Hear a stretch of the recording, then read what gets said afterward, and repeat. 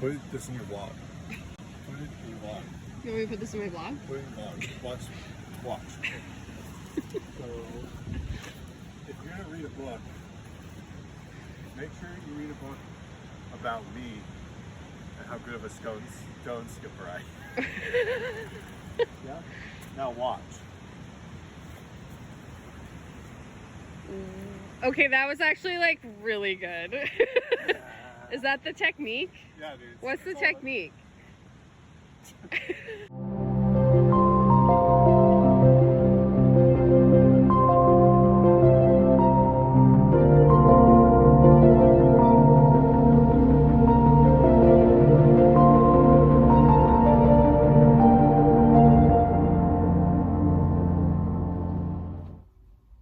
Good morning, everybody. I am just having a lovely little morning where I am moving slow, drinking my coffee, doing a little bit of work. Things I like about my job, I just helped a student like try and find a screenplay of Hamlet from 1948, as well as any video clips from it and stills, and then also reviews of the film when it came out. So I do like that part of my job, that I get to help students find random bits of information. Yeah, it was pretty fun. I usually go into like a deep little research hole, and it's why I love what I do. Okay, so I thought I would update you all on some fun little things I got recently, because it was my birthday yesterday and I am a professional at treating myself. I am so good at doing things for myself. Like, you don't have to ask me twice.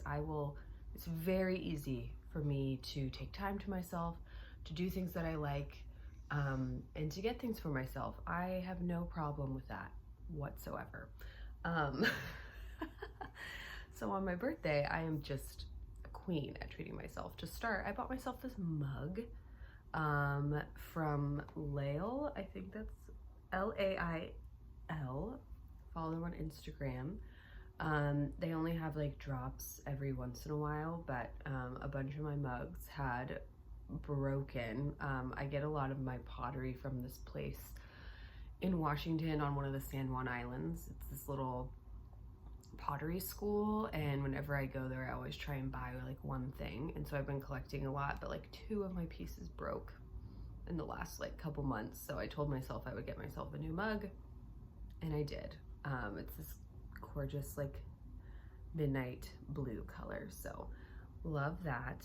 I also was really spoiled yesterday on my birthday for many reasons.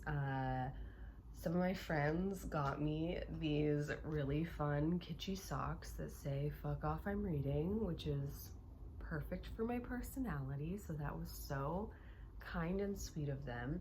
Of course, they also got me an Elliott Bay Book Company gift card. If you guys know Seattle, and you know books, then you probably know Elliott Bay Books. It's one of our probably most popular bookstores here. Yeah, and it is within walking distance from my apartment, so danger zone.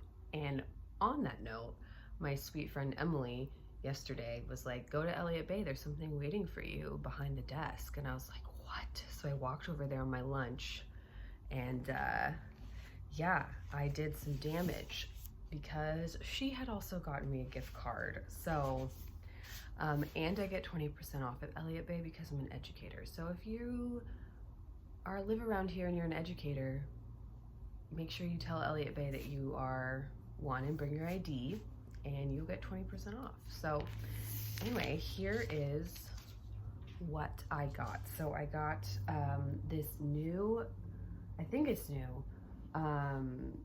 release from Grey Wolf Press called Aurelia by Kathryn Davis, and this is a memoir about her dealing with the death of her husband. The book unfolds as a study of their marriage, its deep joys and stinging frustration. It is also a book about time, the inexorable events that determine beginnings and endings.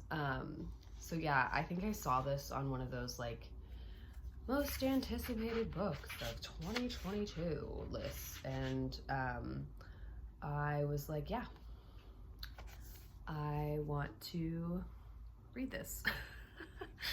So I saw it on the Memoir, like it was displayed on in the Memoir section, and I was like, oh my god, this book. So I'm glad I picked this up, and I was in the Memoir section because I bought my own copy of May Sarton's Journal of Solitude, which so many people say they love.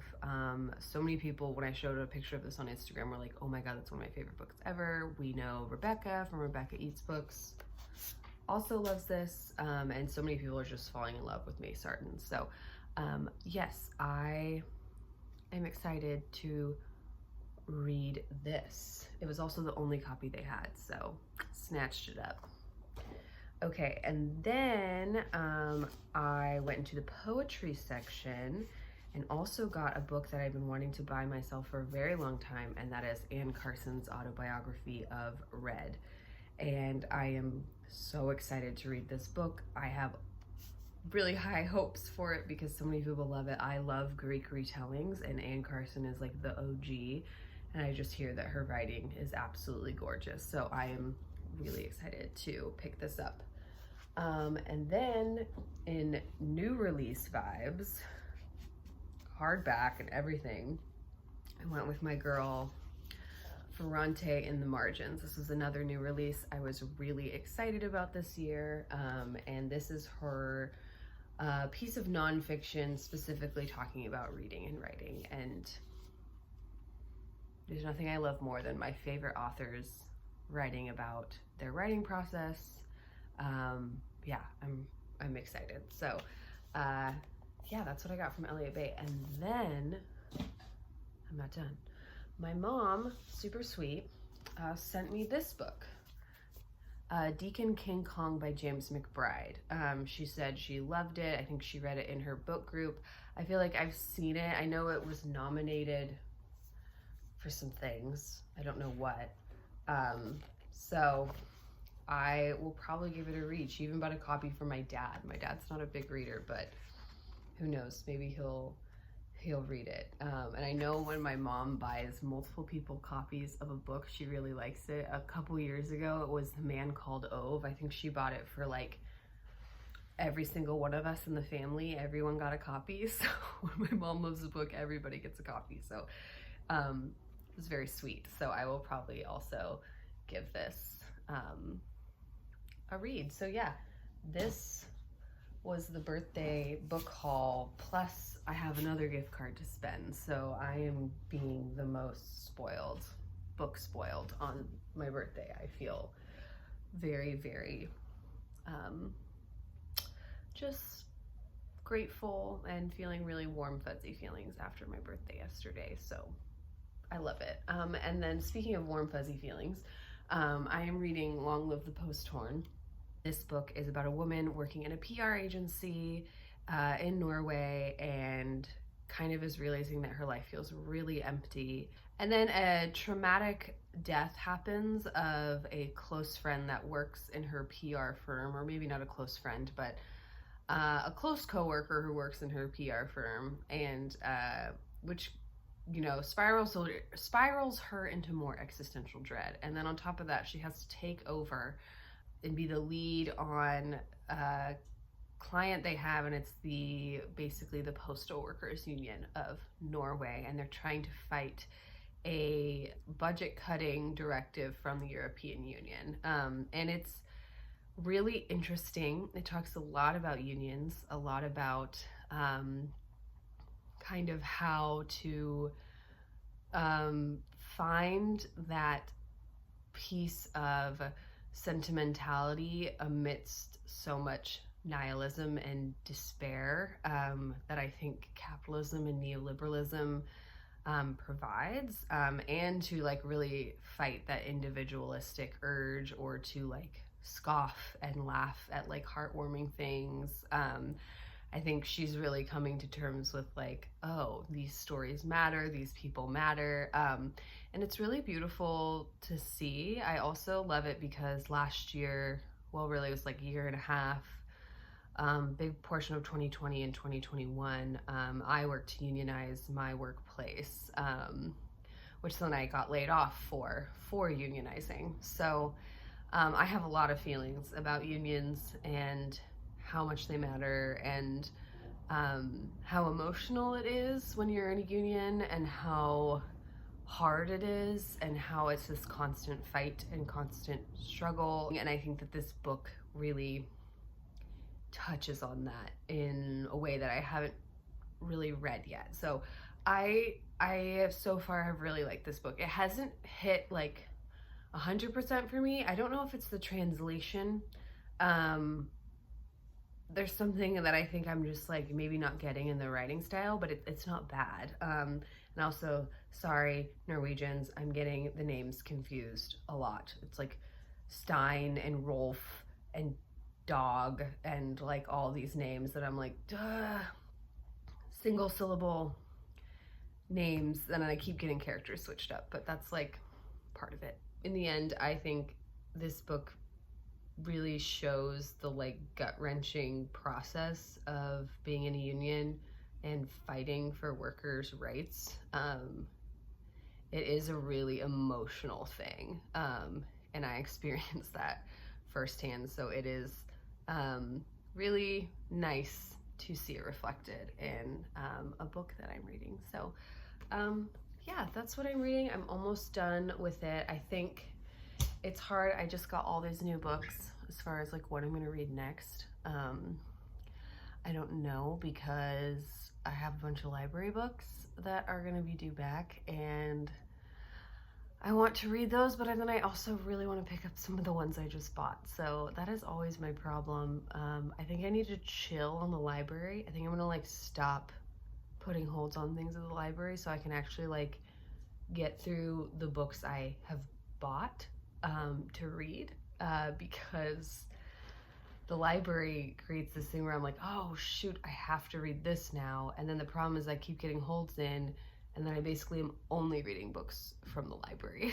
and not the books that I bought for myself. So it's like, I gotta chill out on that, and maybe focus on the ones that I actually have in my home that I have spent money on. So, okay, that's the update. I will let you know which book I choose next, and if the last 30 pages of Long Live the Posthorn change my mind about it, but I don't think it will. So far, it's a good book. Okay, bye. Dude, it smells like the sweetness of spring. Holy shit!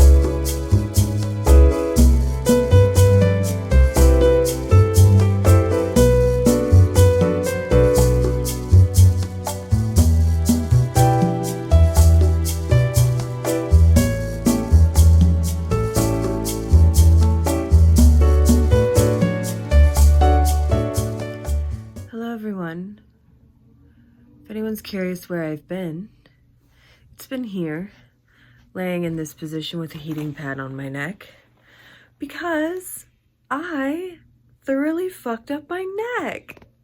Isn't that super fun? So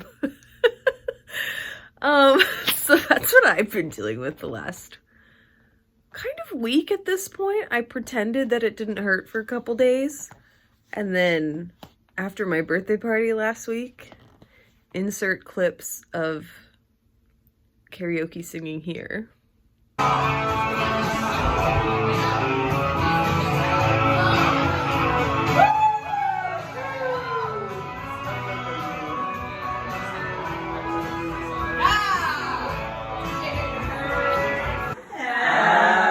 birthday!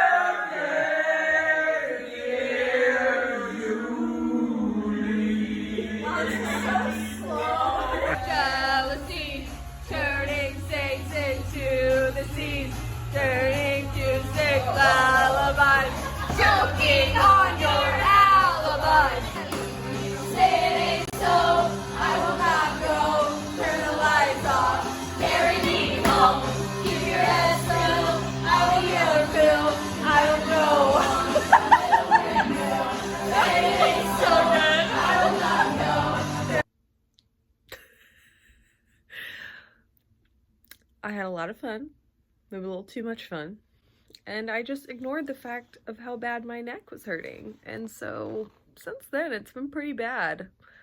I'm gonna schedule a massage to see if I can, I don't know, fix this. But yeah, it hurts. So I have been getting a lot of reading done. So let me tell you about that. I'm gonna move locations because it hurts to hold the phone up. Hello, we are back to where I seem to always be talking about books, because I can easily set my phone up from here. And yes, I film on my phone. I don't do tech stuff. That's not me. Yeah, so anyway, okay, books. Update. Last time I talked to you, I was sitting right here. Oh, neck. Fun. I finished this. It was good. It didn't blow me away. I will not get super into it at the moment, but it was, I think, the right amount of sentimental. Yeah, I did like how it talked about unions. It was written 10 years ago, which is crazy to think that 2012 was 10 years ago. So it did feel in some ways somewhat dated. Like it was so hopeful. I was like, hope? What's that? Is that something that people used to have? Sorry. It's the mood I'm in. Yeah, but overall, this was a good book. I did think the translation was maybe a little weird. I don't know. The writing was a little strange. I wanted to get more from the main character, and I kind of didn't. But then again, I don't know if that's like a lost in translation thing or just a culture thing. I don't know. So that was Long Live the Post-War. All right. And then I read something totally different, nonfiction, The Right to Sex, Feminism in the 21st Century by Amia Srinivasan. And I had been wanting to read this for a while. I finally got it from the library, and I read it this weekend, and it was a lot. It's just shy of 200 pages, although when you pick it up, it might seem longer because this girl cites her sources, which we love. This whole last section here is notes and an index, or notes and a bibliography. So we love that from a librarian perspective. But you can definitely tell, I'm like, this girl's an academic for sure. She's a philosophy professor at Oxford. And so history around this book is Mia Srinivasan wrote The Right to Sex, which was an essay. I don't remember where it was originally published, but I believe it was published back in 2015. And it was about incels and Elliot Rogers, who was the 22-year-old man who went and murdered women outside of a sorority house in UC Santa Barbara under the guise that women were refusing to have sex with him, so therefore they deserved to die. And she goes into his manifesto and his whole idea of he had a lot of like racial superiority issues, clearly a lot of misogyny. And what she does is she really looks very closely at incels and but does it in a way that I was a little surprised by. She really looks at the idea that there are people in our culture that are seemed to not be worthy of sex. And so she gets into this idea of who has the right to sex, basically. And, you know, in the end, she kind of says, well, no one has the right to sex, no matter who you are. But then she starts looking at, all right, so then what are the rights of our desires around sex? And she gets really deep into that, which I really appreciated. She talks about how Elliot Rodgers was half Asian, and she goes into the experiences that a lot of the Asian community, especially Asian men, have around feeling totally ostracized by women of their own race not wanting to date them. But then she also talks about the over-sexualization of Asian women, and goes into kind of the politics and power of all that. She talks about like grinder culture in the gay community, of men saying like no fats, no Asians, no blacks, like these sorts of things that are like common on Grindr. And she also touches on fat liberation, and she quotes some Lindy West as well. And I think that she did a good job at asking the hard questions. And I also want to make it clear, in no way does she like excuse Elliot Rodgers' behavior in any way, shape, or form. I think she just really gets at asking the question, particularly in who has power when it comes to sexual desire, who doesn't. And I really liked how she touched on something that I know I've thought about for a long time, is this idea of should we have to be disciplined in our sexual desires and our physical attraction? And is it inherent misogyny, inherent fat phobia, inherent racism, you know, and this idea of what you are generally attracted to? Can it be separate from the kind of capitalist, racist, patriarchal structure that we live in? And is it moralism to ask people to critique their sexual desires?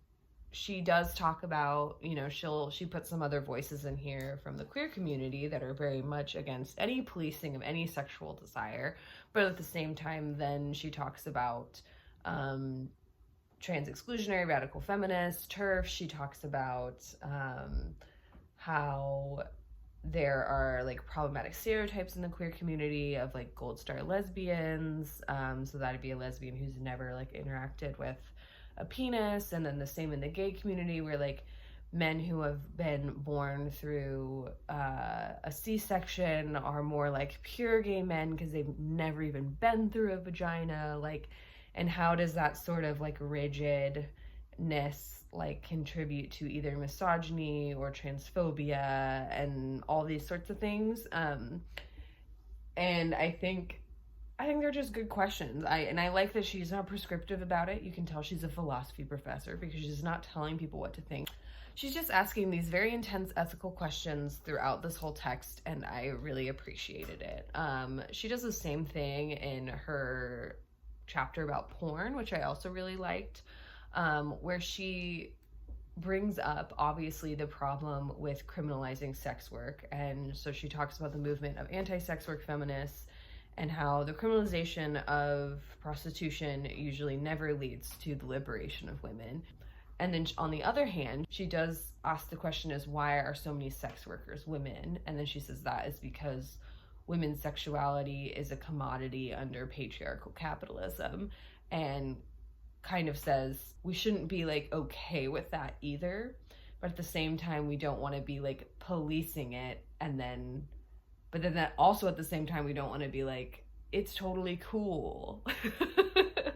I think I really appreciated that she's just in here asking the really hard questions. And I think that these essays really just at the end of the day make you think a lot. They are really intense, and they did kind of make me a little depressed. But I kind of get like that whenever I read things about feminism and misogyny, because it just is a lot. Yeah, it can just be a lot to read about. But I think that this book was super worth reading. I am not trying to also prescribe anything or, I also don't, I think you should read it and think for yourself what you think about it, because I think that's the whole point. Again, it's not prescriptive. I appreciate that. The only chapter that felt prescriptive was the one that was literally called On Not Sleeping with Your Students. And I thought that was so funny, because I think every other essay is really like, oh, well, there's this issue and then there's this issue. And then on the one about student-teacher relationships, I just thought it was funny. She titled it On Not Sleeping with Your Students, because it's very much like, hi, yes, I think you shouldn't do this. She was just very from the get-go was like, I am telling you my opinion right now, don't do this. And she had some interesting ideas on it. I would say read it. And if you've read Vladimir too, I feel like a lot of like what was brought up in the novel Vladimir is very heavily critiqued in the On Not Sleeping with Your Students chapter. And so, again, very interesting book. I suggest you read it. It made me think a lot. Clearly, I've been talking about it for the last 10 minutes. So that's the right sex. Next, I read a book that I picked up for my birthday. And it was Aurelia by Kathryn Davis. And this came out through Grey Wolf Press, I think like just last month. And I've never read anything by Kathryn Davis. She's an American writer who is, I believe, also an academic. She teaches fiction in a college in St. Louis. And this is her memoir about grief and her husband's passing. And it talks a lot about transitions and the in-between. She talks about the bardo a lot, this idea of where your spirit kind of goes in the in-between of life and death. And Aurelia is actually the name, or Aurelia was the name of a ship that she took across the Atlantic to go to Europe. Apparently a bunch of college students in the 60s and 70s would take this boat to when they were like going abroad or whatever.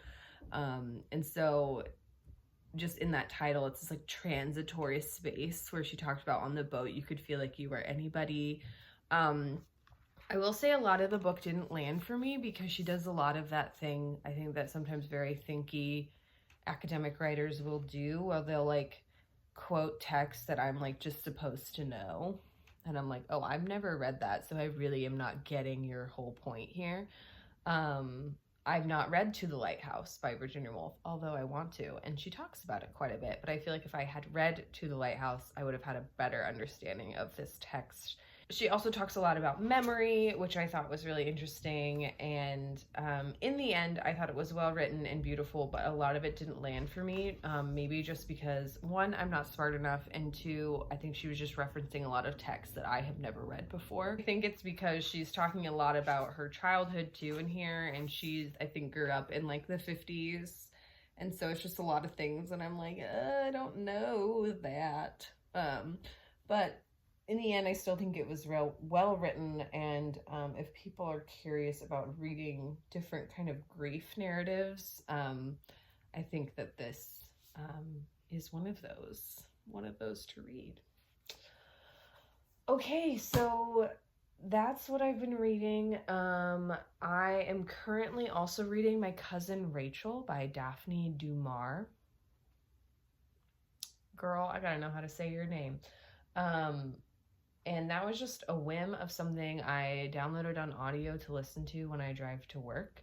And let me tell you, it just sucked me right in. God, I love her work. I read Rebecca last year and I was totally taken with it. Like, give me like dark sweeping Gothic tale in Cornwall, like, and I will just absolutely eat it up. I ended up downloading it on my Kindle because I was like, I need to read this now, especially because my neck has been killing me, as I said, and I am working from home, and in the times when I feel like I just can't do anything but stare up at the ceiling, I can at least have my Kindle to read or listen to it on audiobook. So that has been absolutely Fun and a total romp to read. I love a Gothic thriller so much. And Daphne Maurier. I know she's a dame. She's now Dame Daphne Demar. Wow, Julie.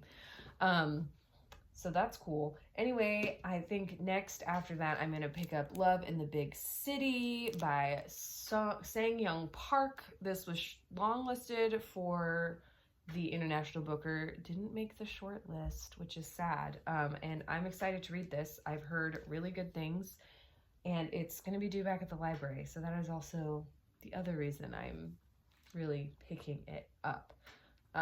Yeah, excited. I feel like I've just been tearing through books because I haven't been able to do anything but lay and stare at the ceiling. So that was like actually all I did this weekend for the most part was lay on my couch.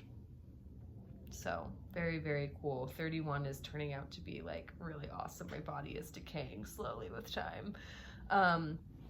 Also, I'm trying to go backpacking this weekend.